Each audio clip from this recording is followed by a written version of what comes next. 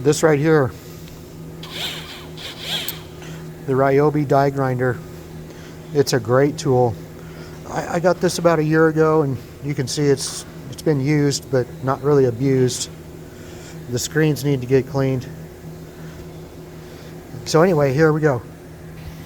I've got this conveyor with some damage right here. Rough spots from it got hung up on something. So we're going to die grind that off. I got a 180 grit twist lock.